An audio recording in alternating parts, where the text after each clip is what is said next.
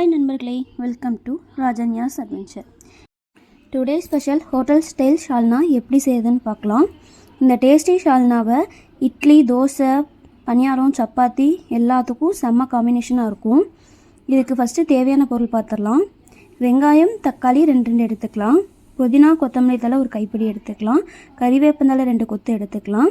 தேங்காய் 1 மூடி, பொட்டுக்கடலை 1 டம்ளர், பட்டை, கிராம்பு, சோம்பு, ஏலக்காய், கசகசா எல்லாம் தேவையான அளவு எடுத்துக்கலாம். அடுத்து இஞ்சி பூண்டு பேஸ்ட் எடுத்துக்கலாம்.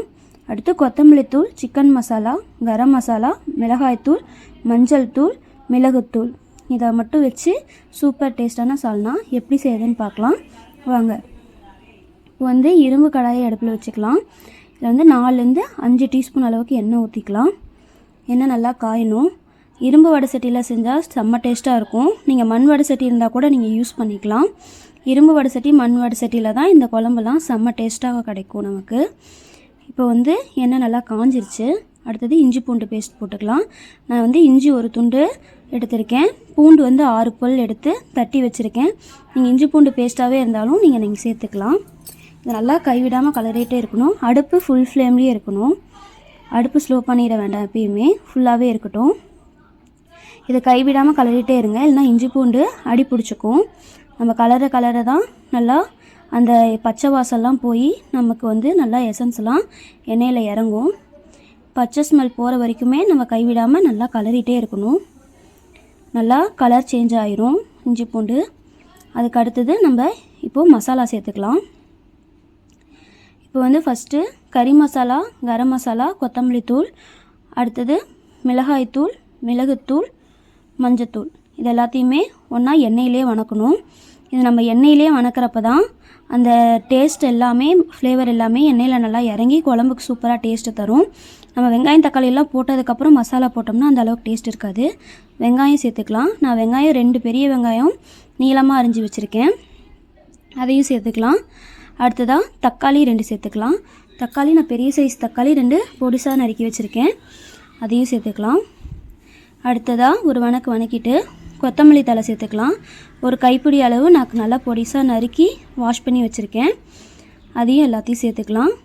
அடுத்ததாக கறிவேப்பந்தழை 2 கொத்து எடுத்துக்கலாம், அதையும் சேர்த்துக்கலாம். அடுத்து புதினா ஒரு கைப்பிடி அளவுக்கு நான் வாஷ் பண்ணி வச்சுருக்கேன், அதையும் சேர்த்து எல்லாத்தையும் நல்லா மிக்ஸ் பண்ணணும். அந்த மசாலா, இஞ்சி பூண்டு பேஸ்ட்டு, வெங்காயம், தக்காளி, கறிவேப்பந்தழை, கொத்தமல்லி தழை, புதினா எல்லாத்தோட இதுவும் ஒன்றா மிக்ஸ் ஆகி நல்லா வணங்கணும். இந்த எண்ணெயெல்லாம் இப்போ எதுவுமே இல்லாத மாதிரி இருக்கும். ஆனால் நல்லா வணங்கையில் எண்ணெய் நல்லா தெளிஞ்சிடும். இப்பயே பாதி வணங்கிருச்சு, உங்களுக்கு தெரியும். இன்னும் கொஞ்சம் நேரம் போச்சுன்னா நல்லா எண்ணெய் தெளிஞ்சு சூப்பராக வந்துடும். அந்தளவுக்கு நல்லா நம்ம வணக்கி இருக்கணும். ஸோ இப்போ தெரியுது பாருங்கள், எண்ணெய் எந்த அளவுக்கு நல்லா தெளிஞ்சு வந்திருக்கு, கலர் சேஞ்ச் ஆகிருக்கு. இந்த அளவுக்கு நல்லா வணங்குச்சுனா தான் நல்லா குழம்பு டேஸ்ட்டாக இருக்கும். நம்ம இது வணக்கிறது எவ்வளோக்கு எவ்வளோ நல்லா வணக்கிறோமோ அவ்வளோக்கு அவ்வளோ டேஸ்ட் இருக்கும். இப்போ நம்ம வேறு ஒரு பெரிய பாத்திரம் வச்சுக்கலாம். ஏன்னா இப்போ நம்ம செய்கிறது 5லேருந்து 7 பேர்த்துக்கு செய்கிறோம். நீங்கள் கம்மியாக செய்கிற மாதிரி இருந்தால் அதுக்கு தகுந்த மாதிரி அளவில் செஞ்சுக்கலாம். 5லேருந்து 7 பேர்த்துக்குனால கொஞ்சம் பெரிய பாத்திரமாக வச்சுக்கலாம். அதுக்கப்புறமேட்டு இந்த சில்வர் பாத்திரத்தில் ஃபஸ்ட்டு நம்ம ஒரு சொம்பு தண்ணி சேர்த்துக்கலாம்.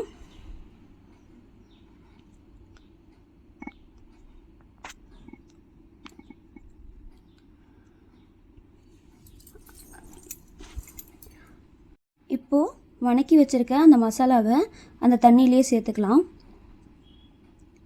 தண்ணி ரொம்ப கொதிக்கணும்னு அவசியம் இல்லை. நம்ம அந்த மசாலாவை சேர்த்து ஒன்றா கொதிச்சாலே போதும். நம்ம அதுலேயே வடை சட்டியிலே சின்ன கம்மி ஆளுங்களுக்கு தான்னா அதிலே செஞ்சுக்கலாம். ஆனால் அது நமக்கு பத்தாதுங்கிறதுனால நம்ம இதில் செஞ்சுக்கிறோம். இதில் எல்லாத்தையும் போட்டு நல்லா மிக்ஸ் பண்ணிக்கணும். இப்போது இந்த கொதி வரதுக்குள்ளே நம்ம அரைக்கிறத அரைச்சிட்டு வந்துடலாம். அரைக்கிறதுக்கு தேங்காய், பொட்டுக்கடலை, பட்டை, கிராம்பு, சோம்பு, ஏலக்காய் இது எல்லாத்தையும் நம்ம நல்லா ஃபைன் பேஸ்ட்டாக அரைச்சி எடுத்துகிட்டு வந்துக்கலாம். அது நம்ம அரைச்சிட்டு வர வரைக்கும் இங்கே இதெல்லாம் நல்லா கொதிச்சுட்டு இருக்கட்டும். பாருங்கள், அரைச்சாச்சு. நல்லா ஃபைன் பேஸ்ட்டாக அரைக்கணும். திப்பியாக இருந்துச்சுன்னா நல்லா இருக்காது. இதை இதோட சேர்த்துக்கலாம். தேங்காய் நல்லா மஞ்சிருக்கணும். ஃபஸ்ட்டு தேங்காய் பொட்டுக்கல்லையை அரைச்சிட்டு அதுக்கப்புறம் எல்லாத்தையும் போட்டு நல்லா ஃபஸ்ட்டு பவுடர் அடிச்சுட்டு அதுக்கப்புறமேட்டு தண்ணி ஊற்றி நல்லா ஃபைன் பேஸ்ட்டாக அரைச்சிருங்க. இப்போ இது நல்லா மிக்ஸ் பண்ணிக்கலாம். இது நல்லா கொதிக்கணும். இது நல்லா கொதித்து நம்ம வரும்போது தான் நமக்கு வாசம் வரும். இப்போ பாருங்கள் நல்லா நுரையோடு கொதிக்க ஆரம்பிச்சிருச்சு. இன்னும் நல்லா கொதிச்சா கலர் சேஞ்ச் ஆகி எண்ணெய் பிரிஞ்சு வர்றது நமக்கு நல்லாவே தெரியும். அந்த அளவுக்கு எவ்வளோக்கு எவ்வளோ கொதிக்குதோ அவ்வளோக்கு அவ்வளோ நல்லா டேஸ்ட்டும் கொடுக்கும்.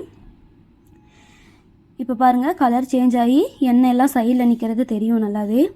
இந்த அளவுக்கு வந்துச்சுன்னா கமக்கும் டேஸ்டி சால்னா ரெடி. கண்டிப்பாக இதை எல்லோரும் உங்கள் வீட்லேயும் செஞ்சு பாருங்கள். அதுக்கப்புறம் எப்படி இருக்குன்னு கமெண்டில் சொல்லுங்கள். தேங்க்யூ.